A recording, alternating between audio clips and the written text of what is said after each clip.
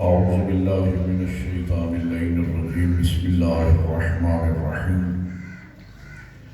الحمد لله الذي هدانا لهذا وما كنا لنهتدي لولا أن هدانا الله لقد جاءت رسل ربنا بالحق الصلاة والسلام على رسول المسدد والمصطفى الأمجد والمحمود الأحمد أبي القاسم محمد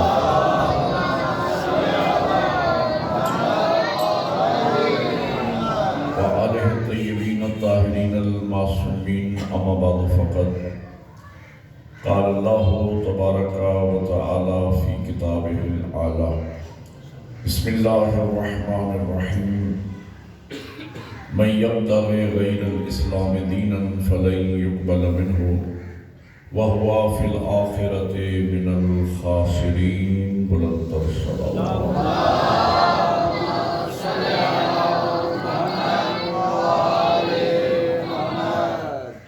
برادران ایمانی موالیان حیدر کرار و عاشقان حسین ابن علی، یہ مجلس ایصال ثواب ہے، اور جب بھی ہم اپنے کسی مرنے والے کے لیے مجلس ایصال ثواب کا انعقاد کرتے ہیں تو چند اہم اہداف و مقاصد ہمارے پیش نظر ہوتے ہیں۔ پہلا مقصد تو یہ ہوتا ہے کہ اس مجلس سے امام مظلوم کے نتیجے میں مرنے والے کو ابدی سکون حاصل ہو جائے۔ دوسرا مقصد یہ ہوتا ہے اس مجلس ایصال ثواب کا کہ کربلا والوں کے ذکر کے نتیجے میں مرنے والے کے پسماندگان کو دلی اطمینان کی دولت نصیب ہو جائے، اس لیے کہ کربلا والوں کا غم وہ درد ہے کہ جس کی کوئی دوا نہیں، لیکن یہ غم ہر درد کی دوا ہے۔ تیسرا مقصد یہ ہوتا ہے اس مجلس ایصال ثواب کا کہ آنے والے حاضرین کو، سامعین کو یہ باور کرایا جائے کہ آج ہم اپنے کسی موسم، کسی دوست، کسی بزرگ، کسی ہمسائے کی موت کی مجلس میں موجود ہیں اور کل ہماری باری بھی آنے والی ہے، تاکہ ان محافل میں، ان مجالس میں موت کا ذکر ہوتا رہے اور مومن اپنے آپ کو موت کے لیے، قبر کے لیے، حشر کے لیے، حساب و کتاب کے لیے آمادہ و تیار کرتا رہے۔ چوتھا بھی ایک مقصد ہے اس مجلس ایصال ثواب کا، اور وہ یہ ہے کہ یہ ہمارا طریقہ تعزیت ہے۔ تعزیت سمجھتے ہیں؟ عذر خائی کا ہمارا ایک طریقہ ہے، طریقہ تعزیت ہے کہ جب بھی کوئی ہمارا دنیا سے گیا تو ہم نے اس کے لیے مجلس حسین برپا کی۔ علماء عالم تشریف فرما ہے، مجھ سے بہتر جانتے ہیں، دنیا میں مختلف طریقے ہیں تعزیت کے، لیکن دنیا کے طریقہ تعزیت میں درجہ بندی ہے۔ شخصیت کے لحاظ سے تعزیت کے طریقے دنیا میں مختلف ہیں۔ آپ جانتے ہیں کہ اگر کسی ملک کا سربراہ مر جائے اس کا طریقہ تعزیت اور ہے کہ دیگر ممالک کے سربراہان مملکت اپنے ملکی پرچم سر لگو کرتے ہیں۔ اگر کوئی ایم پی اے، ایم این اے مر جائے اس کا طریقہ تعزیت یہ ہوتا ہے کہ اجلاس میں چند منٹ خاموشی اختیار کی جاتی ہے، اور کوئی بڑا آدمی مر جائے تو تعزیتی پیغامات کا تبادلہ ہمیں رکھتا ہے، ایک بک رکھی جاتی ہے جس میں تعزیتی تاثرات لکھے جاتے ہیں۔ مختلف طریقے ہیں تعزیت کے، میں کہاں تک عرض کروں، لیکن دنیا کے طریقہ تعزیت میں درجہ بندی ہے، جتنی بڑی شخصیت اتنی بڑی تعزیت۔ لیکن یہ مکتب اہل بیت کا پورا امتیاز ہے کہ ہمارے یہاں کوئی درجہ بندی نہیں ہے، ہمارا بڑا مر جائے اس کے لیے بھی مجلس حسین، کوئی غریب مر جائے اس کے لیے بھی۔ پھر دنیا میں جتنے بھی طریقہ تعزیت ہیں ان میں مفاد نہیں ہے۔ مجھے بتائیے کہ اگر کسی ملک کے سربراہ کے مر جانے پر دیگر ممالک کے سربراہان مملکت نے اپنے ملکی پرچم سرنگو کیے، تو مجھے بتاؤ اس جھنڈے کے جھک جانے سے مرنے والے کو قبر میں کیا ملا؟ بولو یار اگر میری بات ہے۔ یہ جو تعزیتاً اجلاس میں چند منٹ خاموشی اختیار کی گئی، تو چند منٹ چند لوگوں کے چپ بیٹھ جانے سے مرنے والے کو کیا ملا؟ پسماندگان کو کیا حاصل ہوا؟ چپ بیٹھنے والوں کو کیا ملا؟ اور تعزیتی پیغام کا تبادلہ کیا گیا، تو اس پیغام کے پڑھ لینے سے مرنے والے کو قبر میں کیا مفاد حاصل ہوا؟ پسماندگان کو کیا؟ تعزیت کرنے والے کو کیا؟ یعنی دنیا میں جتنے بھی طریقہ ہے تعزیت ہیں، نہ مرنے والے کا فائدہ، نہ تعزیت کرنے والے کا فائدہ، نہ پسماندگان کا مفاد۔ لیکن یہ مکتب اہل بیت کا تو امتیاز ہے کہ جب ہم اپنے کسی مرنے والے مومن عزادار کے لیے مجلس حسین کا انعقاد کرتے ہیں، تو یہ ایسا طریقہ تعزیت ہے کہ مرنے والے کو بھی ثواب، پڑھنے والے کو بھی ثواب، سننے والے کو بھی ثواب۔ تو یہ مجلس ایصال ثواب ہے، اور ظاہر ہے کہ مجھے ایصال ثواب کی طرف مجلس کو لے کے جانا ہے۔ میں نے قرآن مجید کی ایک معروف ترین آیہ وافی ہدایت کو شرطۂ گفتگو قرار دیا۔ ارشاد رب العزت ہو رہا ہے، من یبتغی غیر الاسلام دینا فلن یقبل منہ وہو فی الآخرۃ من الخاسرین، کہ جس شخص نے اسلام کے علاوہ کسی دین کو اپنے لیے پسند کیا تو وہ دین اس سے ہرگز قبول نہ کیا جائے گا، اور وہ شخص آخرت میں سخت نقصان اٹھانے والوں میں سے ہوگا۔ دوسرے مقام پہ خالق کائنات ارشاد فرماتے ہیں کہ ان الدین عند اللہ الاسلام، ادیان عالم میں سے جو دین اللہ کو پسند ہے وہ فقط دین اسلام ہے۔ ہمارے یہاں دو اصطلاحیں استعمال ہوتی ہیں، آپ حضرات اوپر بیٹھے ہیں، آگے آ جائیں، تو یہ جگہ جو خالی ہے پیچھے جواب ساتھ مل کے بیٹھے، آپ حضرات بھی نیچے آواز بلند الصلوات اللہم صلی علی محمد وآل محمد۔ اللہ آپ کو جزائے خیر عطا فرمائے۔ اللہ آمین۔ جی تو میں عرض کر رہا تھا کہ ہمارے یہاں دو اصطلاحیں استعمال ہوتی ہیں، ایک اصطلاح ہے دین اور ایک اصطلاح ہے شریعت۔ عام طور پر ہمارے عزیز نوجوان یہ سمجھتے ہیں کہ یہ دونوں ہم معنی اصطلاحیں ہیں، دین کہہ لیا جائے تب بھی وہی بات ہے، اور اگر اس کو شریعت کہہ لیا جائے تب بھی وہی بات ہے، جبکہ حقیقت یہ ہے کہ دین میں اور شریعت میں زمین و آسمان کا فرق ہے۔ توجہ ہو تو انہی دو لفظوں پر میں نے آپ کو مجلس سنانا ہے کہ دین میں اور شریعت میں کیا فرق ہے۔ سادہ لفظوں میں اگر میں عرض کرنا چاہوں تو میں یوں عرض کروں گا کہ دین اور شریعت میں فرق یوں سمجھیے کہ ہماری مقدس مائیں بچپن ہی سے گودیوں میں بٹھا کے جو ہمیں پہلا درس دیتی ہیں وہ یہ ہوتا ہے کہ اصول دین 5 ہیں، فروع دین 10 ہیں۔ آپ نے بچپن میں یاد کیے یا نہیں؟ مائیں ہمیں سناتی ہیں، سمجھاتی ہیں کہ اصول دین 5 ہیں، فروع دین 10 ہیں۔ اصول دین 5 ہیں، توحید، عدل، نبوت، امامت اور قیامت۔ فروع دین 10 ہیں، نماز، روزہ، حج، زکوٰۃ، خمس، جہاد، امر بالمعروف، نہی عن المنکر، تولا اور تولا۔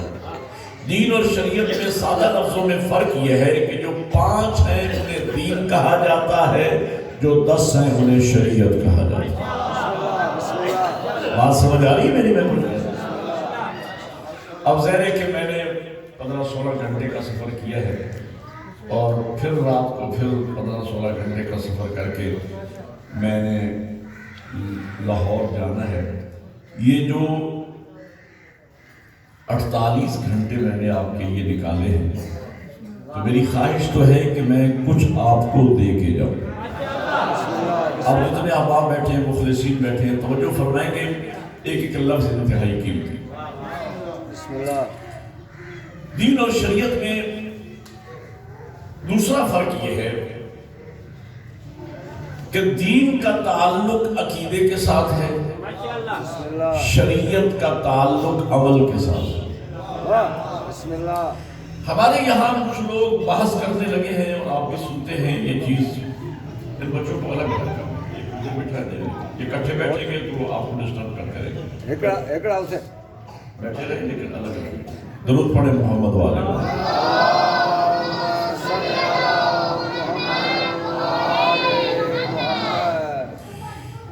دین کا تعلق عقیدے کے ساتھ ہے شریعت کا تعلق عمل کے ساتھ بحث یہ ہونے لگی ہے ہمارے یہاں چند دنوں سے مومنین میں کہ عقیدہ زیادہ ضروری ہے یا عمل کچھ لوگ اس طرف چلے گئے کہ عقیدہ بہت ضروری ہے عقیدہ بہت ضروری ہے فلاں عقیدے والا ہے فلاں عقیدے والا نہیں ہے عقیدہ بعض لوگ عمل کی طرف چلے گئے کہ بھئی عمل بہت ضروری ہے عمل بسم اللہ جبکہ حقیقت یہ ہے کہ عقیدہ اور عمل یہ دونوں ضروری ہیں اب ایک جملہ میں علماء اعلام کی خدمت میں عرض کرتا ہوں دعا لینے کے لیے عقیدہ بھی ضروری ہے اور عمل بھی ضروری ہے اس لیے کہ عقیدہ عمل کو تحریک دیتا ہے عمل عقیدے کی حفاظت کرتا ہے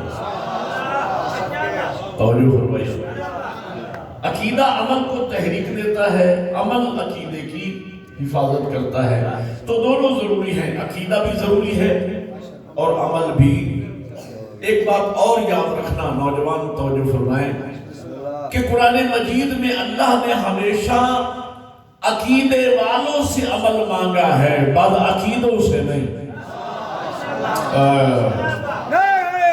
مل کے حیدری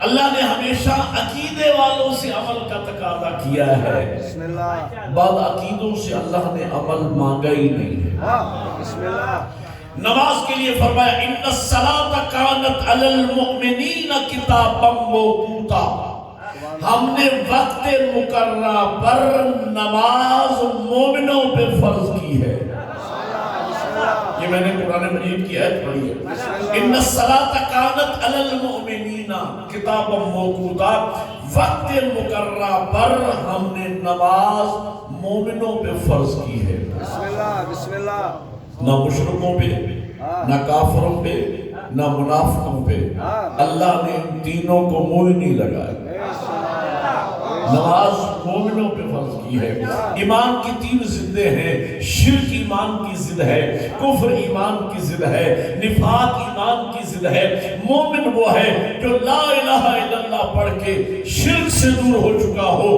محمد رسول اللہ پڑھ کے کفر سے دور ہو گیا ہو اور علی ولی اللہ پڑھ کے نفاق سے دور ہو گیا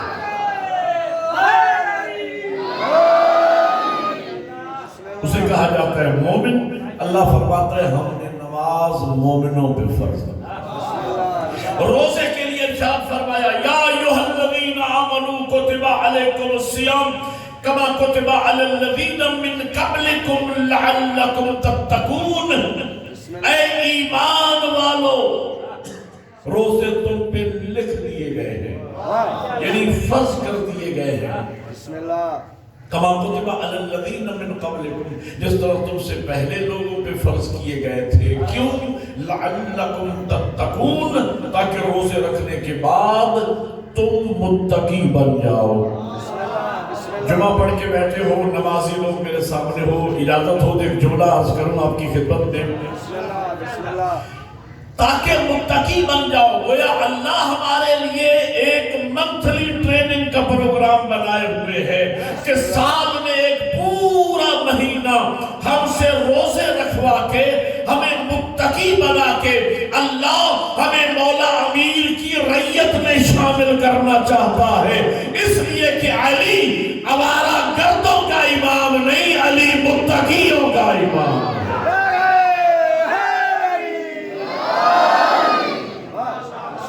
اللہ سلام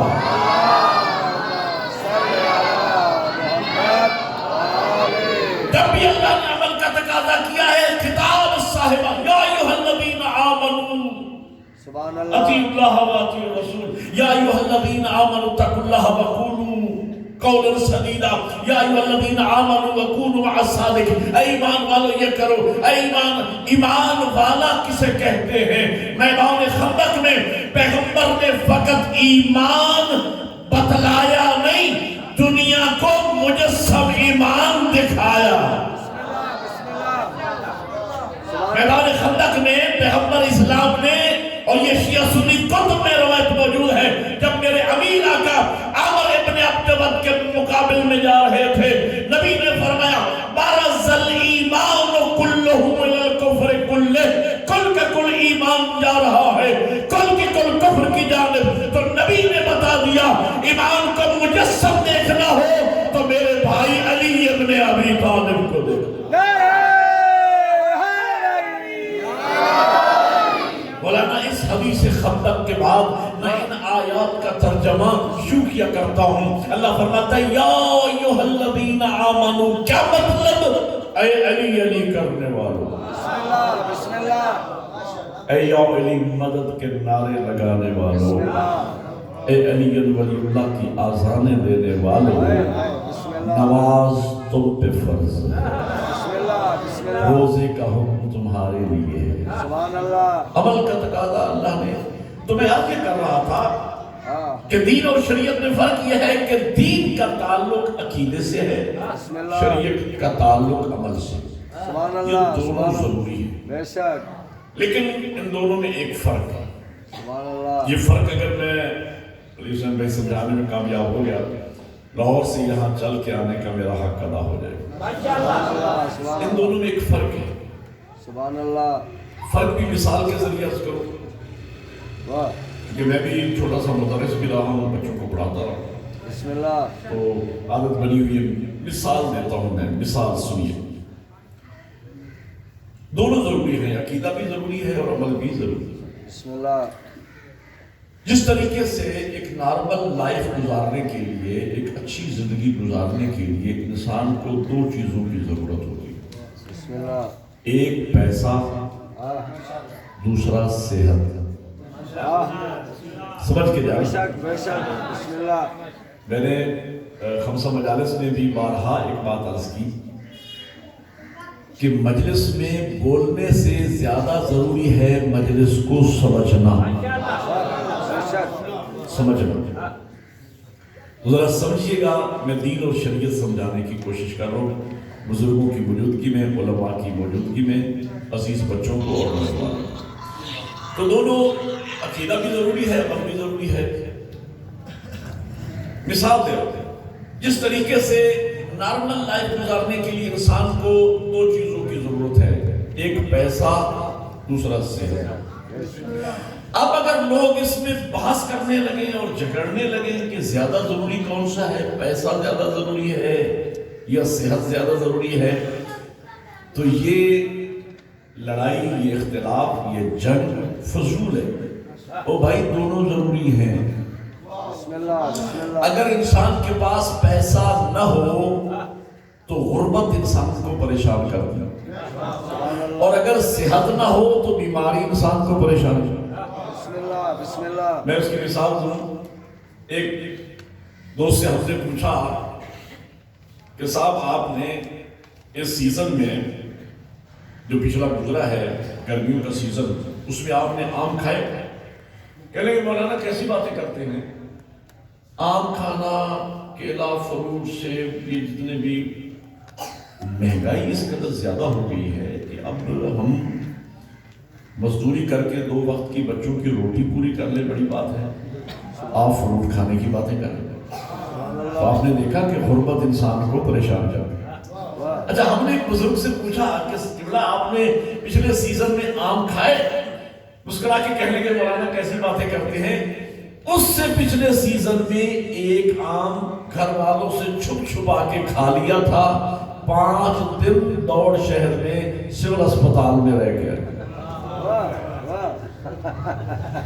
مولانا 500 پہ شوگر پہنچی ہوئی ہے، اس کے بعد تو توبہ کر لی بھائی، آئندہ آم نہیں کھانا، میٹھا افورڈ نہیں کر سکتے ہم بھائی۔ تو آپ نے دیکھا کہ بیماری بھی انسان کو پریشان کرتی ہے۔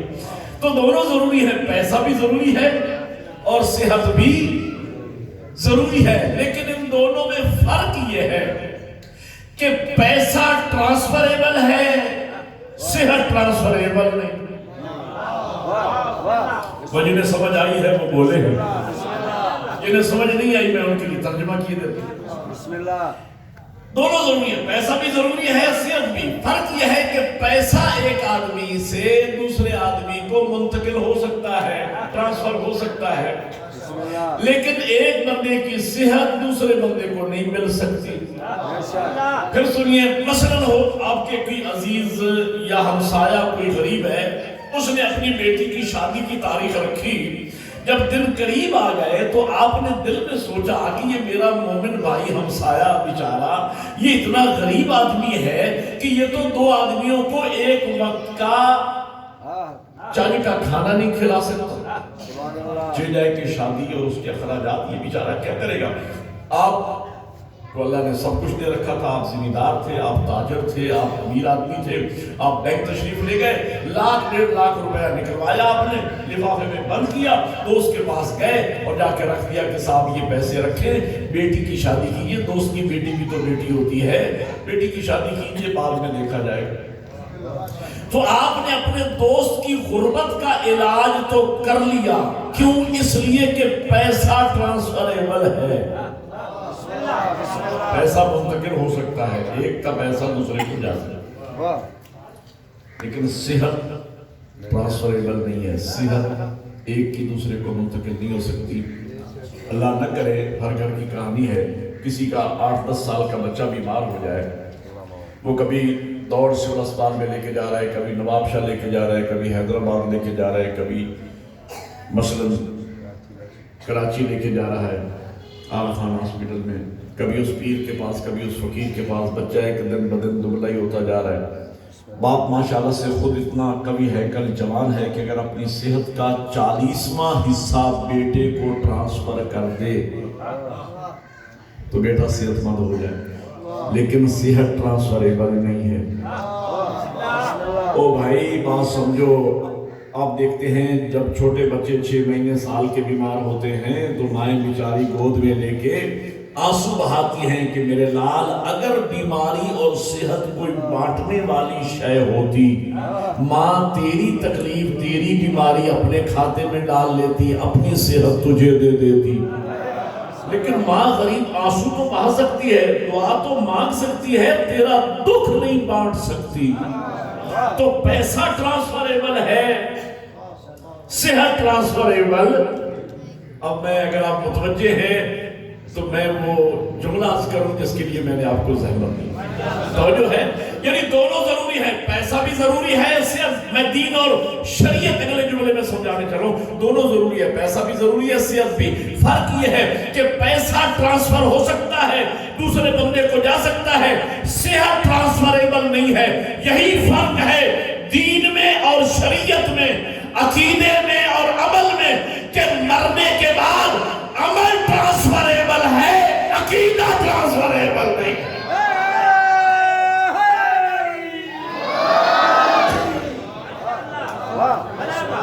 پتہ نہیں میں سمجھا سکا یا نہیں سمجھا۔ بسم اللہ۔ اللہ آپ کی جزائے خیر تھا۔ مرنے کے بعد عمل ٹرانسفریبل ہے، بسم اللہ، عقیدہ ٹرانسفریبل نہیں۔ واہ، اگر عمل میں کوئی کوتاہی رہ گئی، مرنے کے بعد پسماندگان عمل کا بندوبست تو کر سکتے ہیں، لیکن خدا نہ خواستہ اگر کوئی بد عقیدہ ہو کے مر گیا، مرنے کے بعد اس کا کوئی بندوبست ہونے والا نہیں۔ میں سامنے کی روشن مثال عرض کروں آپ کے سامنے۔ بسم اللہ۔ قبلہ مولائی صاحب ہمارے امام جماعت جماعت تشریف فرمائے، بڑی قربانی دی انہوں نے بسم اللہ مہمان کے لیے، اور خصوصاً آپ کے لیے قربانی دی کہ 2 علماء کو پتہ نہیں آپ برداشت کر سکے یا نہیں۔ بسم اللہ بسم اللہ۔ وہ تو آپ سے خطاب فرماتے رہتے، اور میری عزت کی ایک سید کی، ایک مہمان کی، کہ چلو ان کو موقع دیں، اللہ ان کے علم عمل میں اضافہ فرمائے۔ ایک نوجوان آیا قبلہ مولائی صاحب کے پاس، کیا ہے جی آبائی علاقہ تو میرا یہی ہے، دوڑ نواب شاہ، بسم اللہ۔ رہتا میں لندن میں ہوں، میرا وہاں میری سروس ہے، میرے والد کا، میں سارے صاحب کی طرف مجلس کو لے کے جانا چاہتا ہوں، میرے والد کا انتقال ہوا ہے، اس سلسلے میں میں وہاں چھٹی کر کے آیا ہوں۔ واہ میرے والد انتہائی نیک اور متدین مومن تھے، بسم اللہ پابند دین و شریعت، لیکن مسلط خداوندی کہیے 5 سال آخری زندگی کے شدید بیمار رہے، اور بیماری کچھ اس قسم کی تھی کہ وہ طہارت و نجاست کا بھی خیال نہیں رکھ پاتے تھے، اور عبادات بہرحال صحیح معنی میں انجام نہیں پا سکتے تھے، تو عبادات نہیں کر سکے وہ پورے طریقے سے۔ تو اللہ نے مجھے سب کچھ دے رکھا ہے، تو میں چاہتا ہوں کہ احتیاطاً بابا کی 5 سال کی قضا نمازیں پڑھا دوں، بسم اللہ بسم اللہ اور چاہتا ہوں کہ 5 سال کے روزے بھی رکھوا دوں۔ جہاں تک حج کا معاملہ ہے تو 1 سال بابا نے درخواست دی تو ان کا قرعے میں نام نہیں آیا، اگلی مرتبہ نام آیا تو صحت نے اجازت نہیں دی، بہرحال یہ کہ حج بھی ان کے ذمہ مستطیع تھی۔ بسم اللہ اور خمس و زکوٰۃ کا جہاں تک معاملہ ہے تو میرے باپ جو کہ ایک متدین شیعہ تھے، مومن، بسم اللہ سال میں ایک تاریخ معین تھی، ان کی پوری زندگی کا دستور رہا، میں نے اپنے بابا کو دیکھا کہ پوری زندگی دستور رہا، سال میں ایک تاریخ معین تھی جب وہ خدائی ٹیکسز کا باقاعدہ حساب و کتاب کرتے تھے، خمس و زکوٰۃ کا، واہ اور مستحقین میں بانٹتے تھے، زکوٰۃ غیر سادات مومنین میں تقسیم کرتے تھے، اور خمس کی 2 قسمیں ہیں، سہم سادات اور سہم امام۔ سہم سادات غریب سادات میں بانٹتے تھے، سہم امام اپنے مرجع کے فرمائش کے مطابق ان کے حکم سے جہاں ضرورت ہوتی تھی وہ دین کے اجتماعی کاموں میں صرف کیا کرتے تھے۔ تو وہ میں نے ان کی ڈائری چیک کی تو وہ 5 سال میں بیچارے وہ حساب بھی نہیں کر سکے، تو کم از کم 7-8 لاکھ روپیہ ان کا خمس و زکوٰۃ کا بھی باقی ہے۔ اور اس مومن بزرگوار نے، اس نوجوان نے ایک بریف کیس مولائی صاحب کی خدمت میں پیش کیا کہ جناب میرے پاس وقت نہیں ہے، میری چھٹی ختم ہو چکی ہے، میں واپس جا رہا ہوں، میری نوکری کا مسئلہ ہے۔ اس بریف کیس میں کم از کم 40-50 لاکھ روپیہ ہے، ہزار کے لوگ، یہ رکھ لیجیے۔ بابا کی 5 سال کی قضا نمازیں دینی طالب علموں کو کہہ کے، یا وہ لوگ جو اجارے پہ نماز روزہ کرتے ہیں اور 5 سال کے قضا روزے، اور جب سیزن آئے 5-7 لاکھ روپے حج کا خرچہ آ رہا ہے تو کسی مومن کو حج پر بھی بھیج دیجیے گا، اور 7-8 لاکھ روپیہ ان کا جو خمس و زکوٰۃ کا رہتا ہے وہ بھی تقسیم کروا دیجیے گا، اور بابا کے لیے مجالس کا اہتمام اور قرآن خوانی کا اہتمام کیجیے گا، اور بابا کے لیے دعا بھی کیجیے گا۔ تو قبلہ نے کہا سبحان اللہ، اللہ آپ جیسی نیک اولاد ہر کسی کو دے۔ توجہ ہے یا نہیں؟ تو بھائی اولاد نیک نمازی روزہ دار ہوگی تو بابا کا بھی خیال کرے گی، جو بیٹا خود نماز نہیں پڑھتا وہ بابا کی کہاں پڑھائے گا؟ توجہ ہے یا نہیں؟ اولاد تربیت کرو، اولاد کا پیدا کرنا واجب نہیں، ان کی تربیت کرنا واجب ہے۔ بسم اللہ واہ بہرحال بات لمبی نہ ہو جائے، میں خلاصہ کر کے آپ کے سامنے وہ مطلب عرض کرنے چلا۔ تو قبلہ نے بندوبست کر دیا، 5 سال کی قضا نمازیں پڑھا دی، 5 سال کے روزے بھی رکھوا دیے۔ جب سیزن آیا تو کسی مومن کو حج بدل کے لیے بھی بھیج دیا، اور خمس و زکوٰۃ بھی 8-10 لاکھ روپیہ جو بنتا تھا وہ بھی تقسیم کروا دیا۔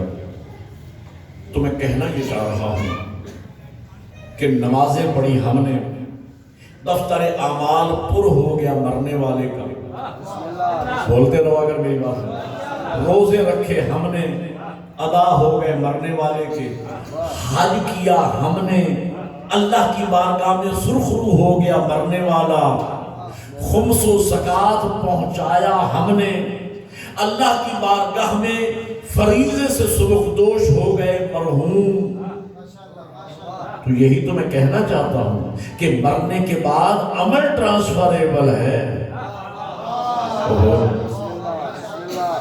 اچھا اگلے دن ایک اور نوجوان آ گیا آغا جی کے پاس بسم اللہ کہ مولائی صاحب قبلہ وہ جو کل لندن والے نوجوان آئے تھے نا، میں راستے میں کھڑا تھا، دوست تھے میرے، اتفاق سے میں بھی ان کے ساتھ چلا آیا، اور پہلی مرتبہ ایک عالم کی خدمت میں چند منٹ بیٹھنا نصیب ہوا مجھے، ایک عالم کی صحبت میں چند منٹ بیٹھنا نصیب ہوا، اور مولانا کمال ہو گیا، میری زندگی کا اتنا بڑا مسئلہ حل ہو گیا، 55 سال میری عمر ہو گئی ہے، ابھی تک مجھے پتہ ہی نہیں تھا کہ مرنے کے بعد بھی بندوبست ہو سکتا ہے۔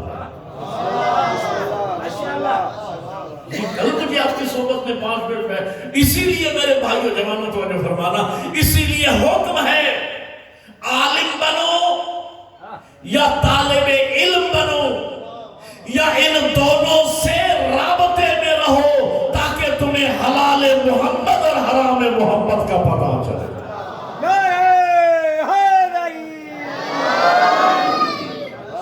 توجہ ہے، وہ علم اور علماء سے مربوط رہنے سے دین سمجھ آتا ہے، علماء کی دشمنی کرنے سے قومیں بے دین بنتی ہیں، دیندار نہیں بن سکتا۔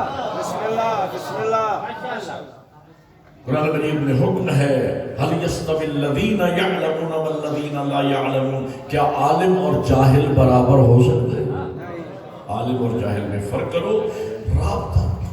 اور حدیث ہے، حضور نے فرمایا عالم باعمل کی صحبت میں ایک ساتھ بیٹھنا، ایک لحظہ عالم باعمل کی صحبت میں بیٹھنا، بسم اللہ، ایک روایت میں ہے 1 سال کی مقبول عبادت سے افضل ہے، ایک روایت میں ہے کہ 70 سال کی مقبول عبادت سے افضل ہے۔ بسم اللہ بسم اللہ۔ عالم کی صحبت میں ایک لمحہ بیٹھنا، واہ واہ، لیکن ہر عالم کی صحبت میں نہیں، اس عالم کی صحبت میں جس کے دل میں اس کی ولا ہو کہ جس کی ایک ضربت ثقلین کی عبادت سے افضل ہے۔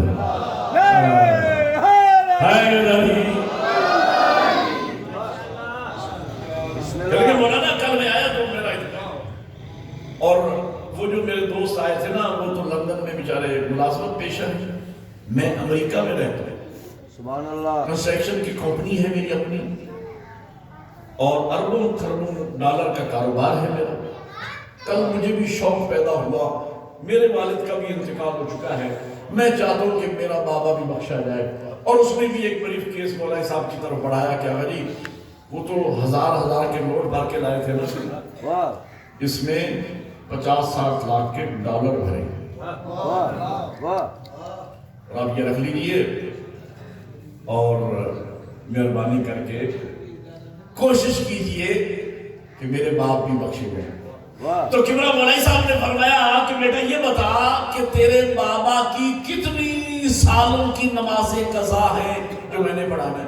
بسم اللہ، تو ذرا اللہ مسکرا کے کہنے لگے مولانا کیسی باتیں کرتے ہیں، نماز میرے بابا نے تو زندگی میں گواہ ہوں، جب سے میں نے ہوش سنبھالا میرے بابا کی نماز تہجد کبھی قضا نہیں ہوئی، نماز شب قضا نہیں، میں گواہ ہوں اس بات۔ قبلہ نے کہا اچھا ان کے کتنے سالوں کے روزے ہیں جو میں نے رکھوانے؟ کہہ لیں کہ مولانا کیسی باتیں کرتے ہیں، میرے باپ نے تو رجب شعبان کے مستحب روزے کبھی نہیں چھوڑے۔ انہوں نے کہا اچھا تو حج ان کا ذمہ ہوگا؟ کہنے لگے بابا الحاج تھے، 5-7 حج تو مجھے یاد ہے، میری ولادت کے بعد، میرے پیدا ہونے کے بعد الحاج تھے، ہر دوسرے تیسرے سال اللہ کے گھر کی زیارت کو چلے، اللہ نے سب کو دے رکھا۔ کہ انہوں نے کہا اچھا زکوٰۃ وغیرہ خدائی ٹیکسز ان کے ذمہ ہوں گے، یہ جو آپ بریف کیس بھر کے لائے ہیں ڈالر؟ کہہ لیں کہ مولانا زکوٰۃ تو بابا ایڈوانس میں غربا تک پہنچا دیتے تھے، بعد میں جب سیزن آتا تھا اور نصاب پورا ہوتا تھا کیلکولیشن کر کے حساب و کتاب برابر کر لیتے تھے، لیکن وہ تو پہلے ہی مستقیم تک پہنچا۔ گھبرا تو نہیں رہے آپ؟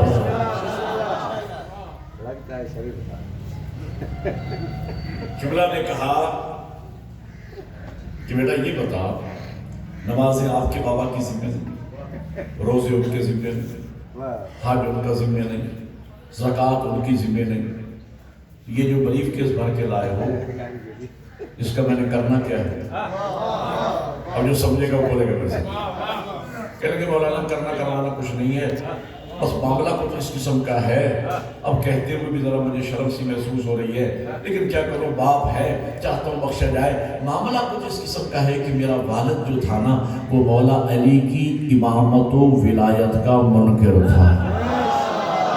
جنہیں سمجھ آئی ہے بولے میرے ساتھ۔ وہ 12 آئمہ کی امامت و ولایت کا منکر تھا۔ مولانا یہ بریف کیس رکھ لیجئے، توجہ آخری مومن تک، یہ بریف کیس رکھ لیجئے اور کسی مومن کامل کو دے دلوا کے ولایت اہل بیت، ولایت امیر المومنین کا اقرار کروا دیجئے تاکہ بابا بخشے جائیں۔ تو قبلہ نے اس بریف کیس کو یوں پیچھے دھکیلا جیسے اس میں سانپ اور بچھو بھرے ہو، کہا بیٹا اسے اٹھائیے اور لے جائیے، آپ کے بابا وہاں پہنچ چکے جہاں منکروں نے ولایت علی ابن ابی طالب۔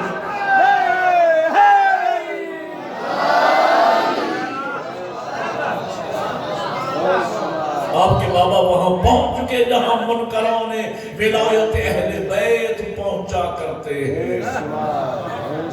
اب کوئی بندوبست ہونے والا، یہی میں کہنا چاہ رہا ہوں، مثالوں کے ذریعے میں نے بات کو واضح کیا کہ مرنے کے بعد عمل میں کوئی کوتاہی ہے، اس کا بندوبست تو ممکن ہے، لیکن خدا نہ خواستہ اگر کوئی بد عقیدہ ہو کے مر گیا، مرنے کے بعد اس کا کوئی بندوبست ہونے والا۔ اور ایک بات اور یاد رکھنا، جس طرح نجات اور بخشش کے لیے 12 آئمہ کی امامت و ولایت کا عقیدہ ضروری ہے، اسی طریقے سے مرنے کے بعد نجات کے لیے عقیدہ توحید کا درست ہونا بھی ضروری ہے۔ عقیدہ توحید آپ کا درست ہونا چاہیے، اور علماء کرام آپ کو بیان فرماتے رہتے ہیں، میں اس پر بات نہیں کرنا چاہتا، اللہ آپ کو جزائے خیر دے۔ ایک مطلب اور سنیے اور میں آپ سے اجازت دے۔ 2 عقیدے ہیں اور دونوں قرآنی عقیدے ہیں۔ ایک ہے عقیدہ مغفرت، ایک ہے عقیدہ شفاعت، اور ہے یہ فرق یہ ہے کہ عقیدہ مغفرت کا تعلق ذات توحید سے ہے اور شفاعت کا تعلق 14 سے، اور ہے یہ دونوں پر ایک ایک آیت پڑھتا ہوں۔ عقیدہ مغفرت کا مطلب یہ ہے کہ اللہ قیامت کے دن مومن کو، علی والے کو بخشے گا ضرور، اور عقیدہ شفاعت کا مطلب یہ ہے کہ اگر کوئی کوتاہی رہ گئی تو 14 چھڑائیں گے ضرور۔ ایک ایک پر عقیدہ مغفرت ارشاد ہوتا ہے، بسم اللہ الرحمن الرحیم، قل یا عبادی الذین اسرفوا علی انفسہم لا تقنطوا من رحمت اللہ ان اللہ یغفر الذنوب جميعا انہ هو الغفور الرحیم۔ بسم اللہ بسم اللہ۔ ارشاد ہوتا ہے، میرے حبیب فرما دیجئے، اے میرے بندو جو اپنے گناہوں کے سبب اپنے نفسوں پر ظلم کر چکے ہو، لا تقنطوا من رحمت اللہ، میری رحمت سے کبھی مایوس نہ ہونا، ان اللہ یغفر الذنوب جميعا، میں تمہارے سب کے سب گناہ معاف کر دوں گا، انہ هو الغفور الرحیم، تمہارا پروردگار بخشنے والا بھی ہے اور رحم کرنے والا بھی ہے۔ وہ کس قدر مہربان ہے، وہ جلدی راضی ہو جانے والی ذات۔ میں ایک جملہ لینا چاہتا ہوں جو میں یہاں پڑھ چکا ہوں، یہ خمسہ نہیں، اس سے پچھلے خمسے کی پہلی مجلس میں موضوعات لکھ لیتا ہوں تاکہ رپیٹ نہ ہو۔ میں نے یہ جملہ کہا تھا کہ خدا کو سمجھنا ہو تو رحمت خدا سے مایوس کرنے والے درندہ صفت ظالم ملاؤں کے بیانات کے ذریعے خدا کو نہ سمجھنا، خدا کو سمجھنا ہو تو ماں کے ذریعے سمجھنا کہ خدا کیا ہے، اس لیے کہ ماں عورت کا نام نہیں ہے، ماں ایک کردار کا نام ہے، خالق وہ ہے، ذریعہ خلقت ماں ہے، متکلم وہ ہے، ایک ایک حرکت کے سکھانے والی ہستی کا نام ماں ہے، رحیم و کریم وہ ذات ہے، ذریعہ رحم و کرم اللہ نے ماں کو بنا کے کے بھیجا ہے۔ یہ جو ماں بچے سے پیار کرتی ہے، ماں انسان کی ہو یا حیوان کی، یہ ماں کا پیار نہیں ہے، یہ خدا ہے جو ماں کے وسیلے سے مخلوق سے پیار کرتا ہے۔ دلیل یہ ہے کہ میری اور آپ کی محبتوں کا سمندر جو ماں کے دل میں ہے، یہ دل خود بخود نہیں بن گیا، اس دل کا بھی کوئی خالق ہے۔ سمجھو جب ماں ایسی بنائی ہے تو خود کیسا ہوگا؟ کون ماں سب سے آخر میں ناراض ہونے والی اور سب سے پہلے مان جانے والی؟ سبحان اللہ۔ مثال صاحب کا عنوان ہے ایک چھوٹی سی روایت۔ بسم اللہ۔ علماء کرام، مگر یہ روایت بہت آپ کو کام دے گی محافل میں، مجالس میں، اور خصوصاً مثال صاحب کے حوالے سے سب کو یاد رہے گی۔ جب تک میں دور میں آتا رہوں گا مجھے دیکھو گے یہ روایت پوری تقریریں آپ کو بھول جائیں، خمسے بھول جائیں، عشرے بھول جائیں، مجالس بھول جائیں، یہ روایت زندگی میں آپ کو نہیں بھولے گی جو میں ابھی آپ کو سنانے چاہوں۔ بسم اللہ۔ سریع الرضا ہے وہ ذات جلدی مان جانے والی۔ بسم اللہ۔ بے شک۔ حضرت بہلول دانا باغار کے چوک میں بیٹھے، سبحان اللہ۔ لگ رہا ہے کسی سے باتیں کر رہے ہیں، ہاتھ ہلا ہلا، لوگ جمع ہو گئے، بسم اللہ۔ ہجوم اکٹھا ہو گئے، تماشائی اکٹھے ہو گئے۔ ان تماشائیوں میں ایک عارف شخص بھی تھا، آگے بڑھا، حضرت کس سے باتیں کر رہے ہیں؟ حضرت بہلول فرماتے ہیں کہ میں اپنے خالق و مالک سے محو گفتگو، پتہ نہیں آپ لطف لے رہے ہیں، میں اپنے مالک سے بات، آپ بھی کرتے ہیں، ابھی نماز پڑھ کے فارغ ہوئے ہیں، نماز کیا ہے؟ عبد کی معبود سے گفتگو کا نام نماز ہے۔ مولا امیر فرماتے ہیں جب کبھی علی کا دل چاہتا ہے علی اللہ سے باتیں کرے، علی نماز پڑھتا ہے، اور جب کبھی علی کا دل چاہتا ہے مالک مجھ سے باتیں کرے، علی تلاوت قرآن کرتا ہے۔ کہا مالک سے باتیں، کہا موضوع کیا ہے؟ توجہ، کس موضوع پہ گفتگو ہو رہی ہے؟ کہا موضوع گفتگو یہ ہے کہ کوشش کر رہا ہوں کہ اللہ اور بندوں کے درمیان صلح ہو جائے۔ بسم اللہ۔ اللہ اور بندوں کے درمیان صلح کرانے کی۔ اس عارف شخص نے پوچھا کہ بات کہاں تک پہنچی ہے؟ کہا معاملہ یہاں تک پہنچ گیا ہے کہ اللہ مان گیا ہے۔ وہ سریع الرضا ہے، ماں کے ذریعے سمجھیے، ماں کون ماں؟ توجہ، ماں والے بیٹھے ہو، سب سے آخر میں ناراض ہونے والی اور سب سے پہلے مان جانے والی۔ اور بھئی ایسا ہے یا نہیں؟ یار میں نے تو ایک اور تجربہ بھی کیا مولانا، آپ کو بھی تجربہ ہوگا یہاں، بلکہ اکثر لوگوں کہ ماں نالائق بیٹے سے زیادہ پیار کرتا ہے، جو پیسے خرچ کرتا ہے، جو خدمت کرتا ہے، جو زور دے کے سلاتا ہے، جو قربانیاں دیتا ہے، اس کی طرف توجہ کم ہے، وہ تو تابعدار ہے ہی۔ جو نالائق ہے، میں لائق بیٹے کی بات نہیں کر رہا، نالائق ترین لڑکا جسے محلے والے گلی میں کھڑا نہیں ہونے دیتے، بہن بھائیوں نے قطع تلقی کر رکھی ہے، باپ نے آگ کر دیا ہے، اخبار میں اشتہار دے دیا ہے، پولیس اس کے سامنے، قانون اس کے پیچھے لگا ہوا ہے، دنیا کا کوئی فرد اس کمینے کو منہ لگانے کو تیار نہیں، لیکن ماں ہے چوری چوری اسے کھانا بھی کھلاتی ہے، لوگوں کو سمجھاتی ہے میرا لال دل کا برا نہیں۔